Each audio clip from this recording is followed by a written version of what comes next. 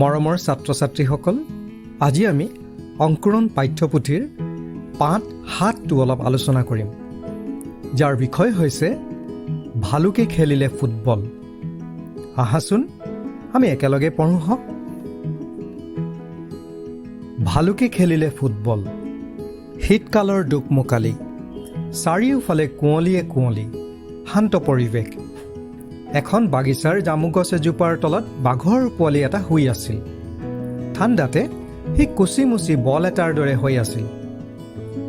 এনে সময়তে ভালুক এটা সেই ঠাইত উপস্থিত হ'ল। আজি ভালুক ককাৰ গাটো বৰ ভাল নহয়।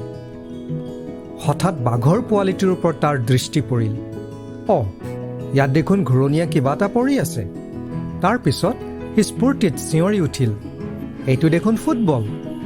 ভালেই হ'ল, দুবাৰমান খেলি শৰীৰটো অলপ গৰম কৰি লওঁ। ভবামতেই কাম। ভালুকে বাঘৰ পোৱালিটোক দূৰলৈ ভৰিৰে সজোৰে মাৰি পঠিয়ালে।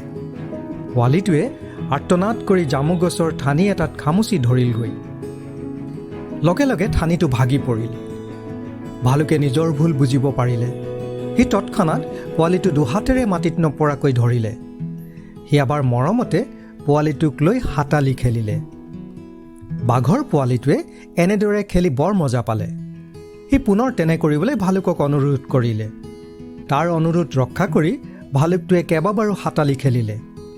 বাৰে বাৰে হাতালি খেলি ভাগৰত ভালুক ককাৰ অৱস্থা কাহিল হ'ল। কি পয়মালত পৰিলোঁ।